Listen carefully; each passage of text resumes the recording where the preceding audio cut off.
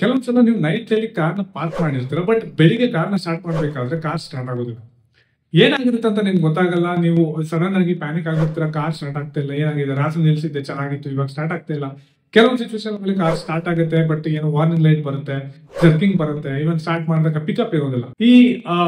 ಇದಕ್ಕೆಲ್ಲ ಏನ್ ರೀಸನ್ ಅಪ್ಪ ಅಂತ ಹೇಳಿ ತುಂಬಾ ಒಂದು ಮೇಜರ್ ಕೇಸಸ್ ಗಳಲ್ಲಿ ಏನಾಗಿರುತ್ತೆ ಅಂತ ಹೇಳಿದ್ರೆ, ಈ ಇಲಿಗಳಿದಾವಲ್ಲ, ಇಲಿಗಳು ಹೋಗ್ಬಿಟ್ಟು ಕಾರ್ನಲ್ಲಿ ಯಾವ ವೈರ್ನ ಕಚ್ಚಿದ್ರೆ ಕಾರ್ ಸ್ಟಾರ್ಟ್ ಆಗೋದಿಲ್ಲ, ಆ ವೈರ್ನೇ ಹೋಗಿ ಕಚ್ಚಿರ್ತವೆ. ಇಲ್ಲ ಯಾವ ವೈರ್ನ ಕಚ್ಚಿದ್ರೆ ಜರ್ಕಿಂಗ್ ಬರುತ್ತೆ, ಆಲ್ಮೋಸ್ಟ್ ಆ ವೈರ್ಗಳನ್ನೇ ಕಚ್ಚಿರ್ತವೆ.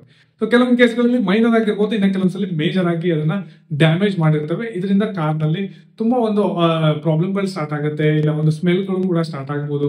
ಇದೆಲ್ಲದಕ್ಕೂ ಕಾರ್ನಲ್ಲಿ ರ್ಯಾಟ್ ಎಂಟ್ರಿ ಆಗೋದೇ ರೀಸನ್ ಆಗುತ್ತೆ. ಇದನ್ನ ಅವಾಯ್ಡ್ ಮಾಡೋದು ಹೇಗೆ, ಈ ವಿಡಿಯೋದಲ್ಲಿ ನಾನು ನಿಮಗೆ 5 ಇಂಪಾರ್ಟೆಂಟ್ ಟಿಪ್ಸ್ ಗಳನ್ನ ನಿಮಗೆ ಎಕ್ಸ್ಪ್ಲೈನ್ ಮಾಡ್ತೀನಿ. ಹಾಗೆ ಈ ವಿಡಿಯೋದ ಕೊನೆಯಲ್ಲಿ ಒಂದು ಇಂಪಾರ್ಟೆಂಟ್ ಒಂದು ಸ್ಟೆಪ್ ಕೂಡ ನಿಮ್ಗೆ ಕೊಡ್ತಾ ಇದ್ದೀನಿ. ಸೊ ಅದರಿಂದ ನೀವು ಈ ಕಾರ್ನಲ್ಲಿ ಈ ರ್ಯಾಟ್ ಎಂಟ್ರಿನ ಅವಾಯ್ಡ್ ಮಾಡಬಹುದು. ಚಾನಲ್ಗೆ ಸಬ್ಸ್ಕ್ರೈಬ್ ಆಗಿಲ್ಲ ದಯವಿಟ್ಟು ಸಬ್ಸ್ಕ್ರೈಬ್ ಮಾಡಿ, ಹಾಗೆ ಬೆಲ್ ಐಕಾನ್ ಕೂಡ ಪ್ರೆಸ್ ಮಾಡಿ ಅಂತ ಹೇಳ್ತಾ ವಿಡಿಯೋನ ಶುರು ಮಾಡೋಣ. ಫಸ್ಟ್ ಟಿಪ್ ಏನಪ್ಪಾ ಅಂತ ಹೇಳಿದ್ರೆ, ನೀವು ಕಾರ್ನ ಪಾರ್ಕ್ ಮಾಡೋ ಏರಿಯಾ ಏನಿದೆ ಅಥವಾ ಲೊಕೇಶನ್ ಏನಿದೆ ಅದ್ರ ಕ್ಲೀನ್ಲಿನೆಸ್ ನೋಡ್ಕೋಬೇಕಾಗುತ್ತೆ. ಬಿಕಾಸ್ ಈ ಕ್ಲೀನ್ಲಿನೆಸ್ ಆಗಿಲ್ಲ ಅಂದ್ರೆ ಈ ಇಲಿಗಳು ಏನ್ ಮಾಡ್ತವೆ, ಅವುಗಳಿಗೆ ಯಾವಾಗ ಏನಾದ್ರು ಅಲ್ಲಿ ಏನಾದ್ರು ಗಾರ್ಬೇಜ್ ಇರ್ಬೋದು, ಇಲ್ಲ ಏನಾದ್ರು ಪೇಪರ್ಸ್ ಇರ್ಬೋದು, ಇಲ್ಲ ಏನೋ ಒಂದು ಬೇರೆ ವೇಸ್ಟ್ ಐಟಮ್ಸ್ ಇದೆ, ಅದು ಕಾರ್ಗಳ ಸರೌಂಡಿಂಗ್ ಅಲ್ಲಿ ಇದೆ, ಇಲ್ಲ ಅಂಡರ್ ಚಾಸಿ ಕೆಳಗಡೆ ಇದೆ, ಈ ತರ ಇರುವಂತ ಲೊಕೇಶನ್ ಗಳಲ್ಲಿ ಕಾರ್ನಲ್ಲಿ ಇಲಿ ಎಂಟರ್ ಆಗಿರುವಂತ ಚಾನ್ಸಸ್ ಜಾಸ್ತಿ ಇರುತ್ತೆ. ಸೊ ಬೇಸಿಕಲಿ ನೀವು ಯಾವಾಗ್ಲೂ ಕಾರ್ನ ಪಾರ್ಕ್ ಮಾಡ್ತೀರಾ, ಆ ಟೈಮಲ್ಲಿ ಕಾರ್ನ ಸರೌಂಡಿಂಗ್ ಏನಿದೆ ಅದು ಕ್ಲೀನ್ ಆಗಿದೆಯಾ ಇಲ್ವಾ ಅಂತ ನೋಡ್ಕೋಬೇಕು.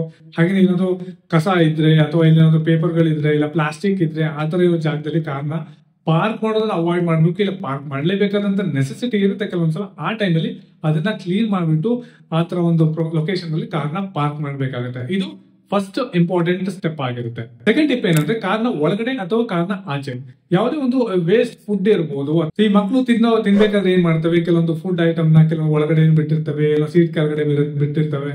ಹಾಗೇನೆ ಆಚೆನು ಬೇಕಾದ್ರೆ ಯಾರೋ ತಗೊಂಡು ಫುಡ್ ಏನೋ ವೇಸ್ಟ್ ಅನ್ನ ಹಾಕಿರ್ಬೋದು.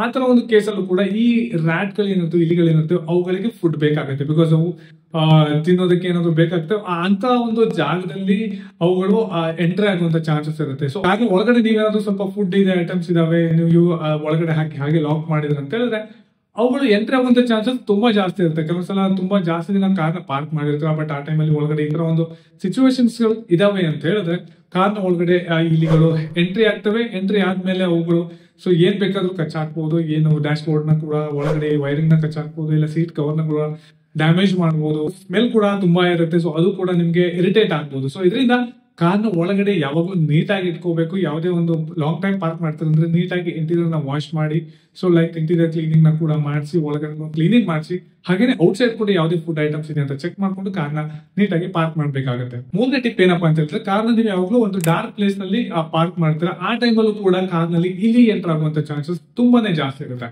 ಬಿಕಾಸ್ ಇಲಿಗಳಿಗೆ ಈ ಡಾರ್ಕ್ ಪ್ಲೇಸ್ ಅಂದ್ರೆ ತುಂಬಾ ಇಷ್ಟ. ಬಿಕಾಸ್ ಅವುಗಳಿಗೆ ಈ ಲೈಟ್ ಏರಿಯಾ ಇದೆ ಅಥವಾ ತುಂಬಾ ಲೈಟ್ ಬೀಳ್ತಾ ಇದೆ ಆ ಜಾಗದಲ್ಲಿ ಅಂತ ಹೇಳಿದ್ರೆ ಅವುಗಳು ಅದರಲ್ಲಿ ಎಂಟ್ರಿ ಆಗಕ್ ಹೋಗಲ್ಲ, ಅಲ್ಲಿ ಕಾಣಿಸ್ಕೊಳಕ್ ಹೋಗಲ್ಲ. ಯಾವಾಗಲೂ ಡಾರ್ಕ್ ಪ್ಲೇಸ್ ನಾವು ಪ್ರಿಫರ್ ಮಾಡ್ತೇವೆ.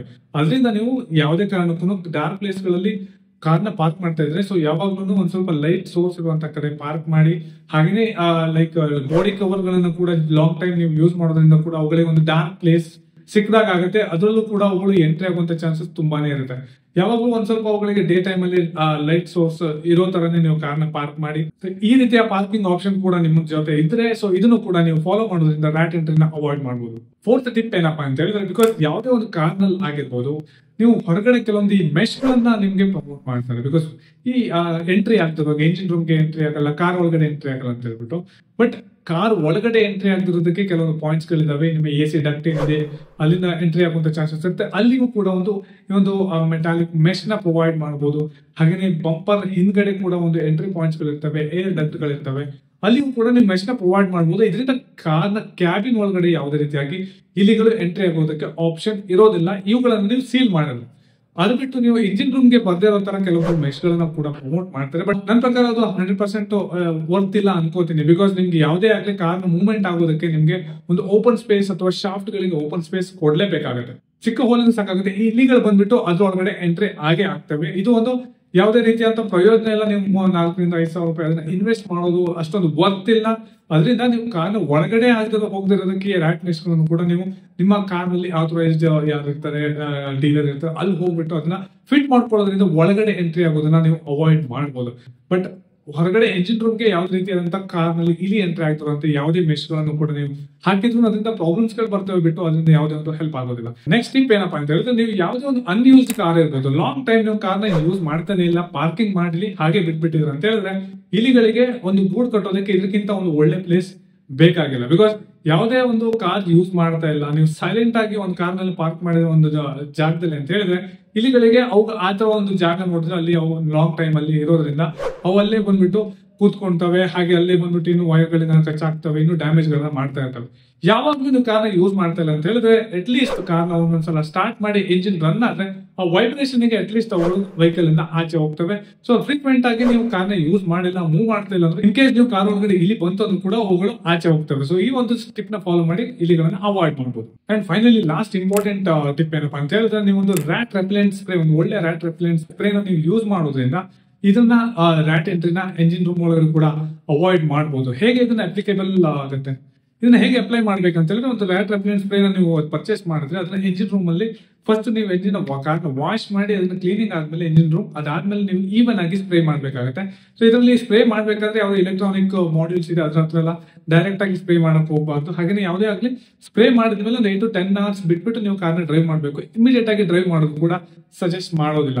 ಹಾಗೆ ಇದನ್ನ ಸ್ಪ್ರೇ ಮಾಡೋದ್ರಿಂದ ಕಾರ್ನಲ್ಲಿ ಈ ಒಂದು ಏನ್ ಅದರಲ್ಲಿ ಒಂದು ಓಡಲ್ ಇರುತ್ತೆ, ಸ್ಮೆಲ್ ಇರುತ್ತೆ, ಅದರಿಂದ ಕಾರ್ಗಳ ಒಳಗಡೆ ಇಲಿಗಳು ಎಂಟರ್ ಆಗೋದು ಅವಾಯ್ಡ್ ಆಗುತ್ತೆ. ಒಂದು best quality rat repellent spray ಕೂಡ ನಾನು ಲಿಂಕ್ ಅಲ್ಲಿ ಡಿಸ್ಕ್ರಿಪ್ಷನ್ ಅಲ್ಲಿ ಹಾಕಿದೀನಿ. ಹಾಗೆ ಇದರ ನಮ್ಮ ಒಂದು ಸ್ಟೋರ್ ನಲ್ಲೂ ಕೂಡ ನೀವು ಹೋಗಿ ಅದನ್ನ ಬೈ ಮಾಡಬಹುದು ಆನ್ಲೈನ್ ಅಲ್ಲಿ. ಇದಾಗಿತ್ತು ಇವತ್ತಿನ ವಿಡಿಯೋ. ಅಂಡ್ ವಿಡಿಯೋ ಇಷ್ಟದಲ್ಲಿ ದಯವಿಟ್ಟು ಲೈಕ್ ಮಾಡಿ, ಚಾನಲ್ಗೆ ಸಬ್ಸ್ಕ್ರೈಬ್ ಆಗಿಲ್ಲ ದಯವಿಟ್ಟು ಸಬ್ಸ್ಕ್ರೈಬ್ ಮಾಡಿ. ಮುಂದಿನ ವಿಡಿಯೋದಲ್ಲಿ ಮತ್ತೆ ಸಿಗೋಣ. ಅಲ್ಲಿವರೆಗೂ ನಮಸ್ಕಾರ.